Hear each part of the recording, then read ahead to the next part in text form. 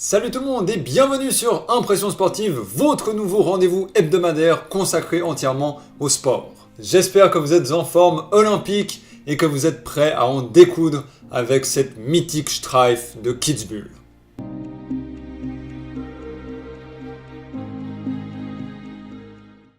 Pour ce premier épisode, voici le programme. On va commencer par un petit contexte sur cette mythique Streife de Kitzbühel. Et ensuite, on parlera simplement de cet épisode, de cette édition finalement 2019, qui s'est déroulée le week-end passé et qui a consacré un immense champion. Cette descente de Kitzbühel est tout simplement légendaire. Tous les skieurs le disent, c'est la plus difficile, la plus dangereuse et surtout la plus prestigieuse de la Coupe du Monde de ski. C'est l'une des seules pistes de la Coupe du Monde que les skieurs redoutent réellement. Pour quelles raisons est-elle vraiment dangereuse cette piste de Kitzbühel ? Eh bien, il y a simplement quelques passages de cette piste qui sont tout simplement monstrueux. Tout d'abord, après 5 secondes de course, il y a la Mausefalle, qui est un saut de plus de 80 mètres de longueur avec 85% de pente. Quand on sait que 100% de pente, c'est absolument vertical, imaginez ce que 85% peuvent représenter. C'est complètement fou.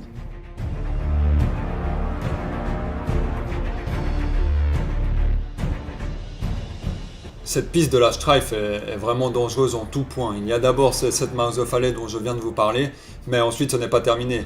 Après la Mausefalle, il y a une immense compression qui demande une force physique aux coureurs complètement folle, qui nous amène dans un carrousel vraiment très compliqué à aborder.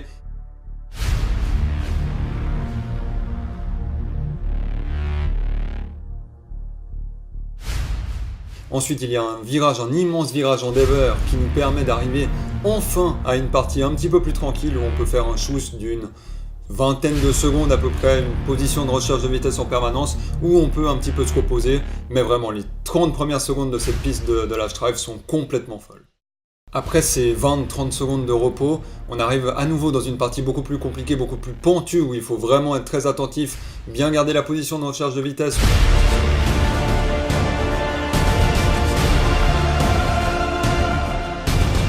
Pour ensuite arriver dans une partie un petit peu plus tournante qui nous permet gentiment d'arriver jusqu'à la dernière partie, la dernière section du tracé qui est vraiment mythique. En effet, après cette partie un petit peu plus technique, on arrive dans la partie finale du tracé qui est complètement folle. On arrive d'abord dans un saut qui s'appelle l'Ausbergkante qui nous amène ensuite dans la traverse. On arrive dans une pente qui avoisine également les 85% comme à la Mausefalle du départ, mais cette fois-ci, cette pente, on la prend pas en descente, mais on la prend de travers. Et du coup, pour rester sur la bonne ligne, c'est vraiment extrêmement exigeant, surtout après 1 minute 40 de course. Et ensuite, après cette traverse, on arrive dans le dernier schuss final, où on avoisine les 140 km/h, où il y a eu des crashs absolument terribles, où des skieurs ont vu leur carrière se terminer.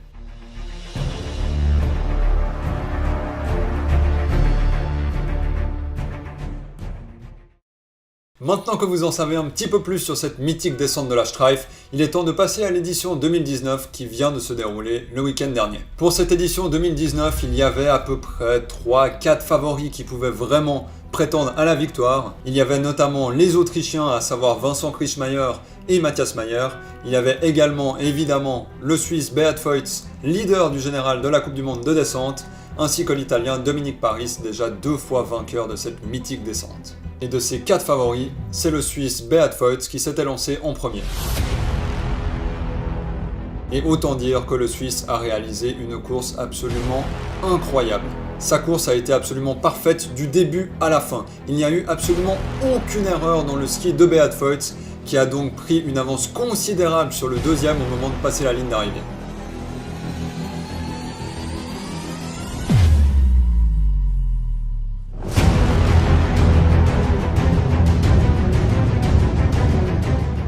Le deuxième favori à s'élancer après le passage du Suisse, c'était l'Autrichien Vincent Kriechmayr, récent vainqueur de la précédente descente simplement. Il s'était imposé à Wengen une semaine auparavant. Et Vincent Kriechmayr nous a concocté une descente absolument incroyable. Mais dans le mauvais sens du terme si on peut dire. L'Autrichien a pris tellement de risques qu'il s'est fait des immenses frayeurs. Tout simplement, après 6-7 secondes de course, il arrive dans la Mouth of Halley, la souricière dont je vous ai parlé il y a quelques minutes de cela, et l'Autrichien a failli tomber à cet endroit. On se rappelle il y a quelques années d'une terrible chute d'un autre Autrichien, Hans Gruger, qui malheureusement avait vu sa carrière se terminer avec cette chute.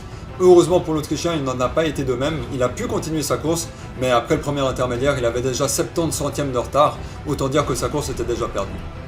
Mais l'Autrichien, après cette immense erreur, a voulu absolument tout donner pour essayer de rattraper le retard qu'il avait. Malheureusement, avec cette prise de risque, il a failli tomber une deuxième fois, et dans un des passages les plus compliqués de toute la Coupe du Monde de ski, à savoir la traverse finale, où malheureusement pour lui, il y a son ski qui a pris une trace dans la traverse, il s'est retrouvé éjecté en dehors de la trajectoire, et il a failli aller percuter les filets de protection. Cette erreur de l'Autrichien nous a valu des images absolument folles, où on voit finalement Kriechmayr être à quelques centimètres des filets de protection. Il réussit à, je ne sais pas par quel moyen, mais à ne pas tomber, à ne pas se prendre les filets, mais à passer juste à côté, à donner un coup d'épaule à la fin des filets, et à pouvoir rallier l'arrivée tranquillement, entre guillemets. Après toutes ces frayeurs, tant mieux pour l'Autrichien. Matthias Mayer, le troisième favori du jour, n'ayant pas réussi à faire une bonne course, il ne restait plus que Dominique Paris qui puisse enlever la victoire à Beat Feuz, qui attendait cette victoire depuis des années, étant donné qu'il ne l'a simplement jamais gagnée. Il avait déjà terminé 2 fois deuxième, et une fois où il était premier à tous les intermédiaires, il était tombé dans la traverse finale, et il n'avait pas pu s'imposer.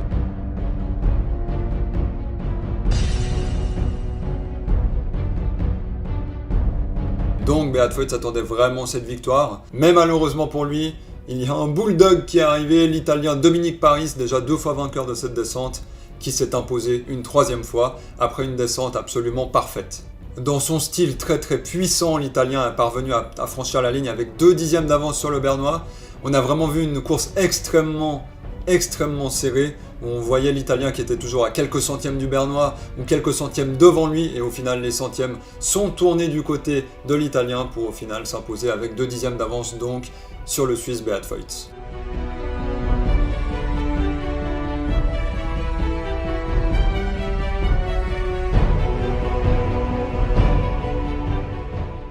Après les 20 premiers dossards, à savoir les 20 meilleurs de la Coupe du Monde de descente, il n'y avait donc plus, normalement, il n'y a plus à espérer qu'un skieur puisse arriver à s'immiscer dans le top 10, voire le top 5. Mais dans cette descente de Kitzbühel 2019, il y a eu beaucoup de surprises. À commencer par le dossard numéro 27 de l'Autrichien Ottmar Striedinger, qui a réussi à s'immiscer à la 3e place du classement. Un podium pour l'Autrichien donc de 27 ans, qui attendait pareille fête depuis 2013. Mais l'immense surprise du jour est venue d'un autre Autrichien, le dossard numéro 44, Daniel Dankelmayr, qui a réussi à prendre la 5e place. Cette magnifique performance de l'Autrichien va me permettre de vous introduire le deuxième type de vidéo qui va sortir sur cette chaîne, à savoir le zoom. Le zoom consistera à zoomer, comme son nom l'indique, sur un athlète en particulier, jeune si possible, qui m'a vraiment plu, qui m'a épaté et qui a fait une très bonne performance. Et mon but sera évidemment de rentrer un petit peu plus dans le détail de ce jeune joueur et de vous le faire découvrir. Voilà, c'en est tout pour cette descente de Kitzbühel 2019, c'en est également tout pour ce premier épisode d'Impression Sportive. J'espère vraiment qu'il vous a plu. En tout cas, moi ça me fait vraiment plaisir de pouvoir parler avec d'autres gens de sport, ça a toujours été ma passion et j'adore vraiment en parler. Je pense que ça se remarque un petit peu. En tout cas, n'hésitez pas à me laisser un like qui pointe vers la plus haute marche du podium, ça me fera vraiment plaisir et ça m'indiquera que vous aimez ce que je fais. N'hésitez pas également à vous abonner et surtout activer la cloche pour ne manquer absolument aucun rendez-vous sportif. Et d'ici le prochain événement, j'espère que vous vous porterez bien et je vous dis à la prochaine!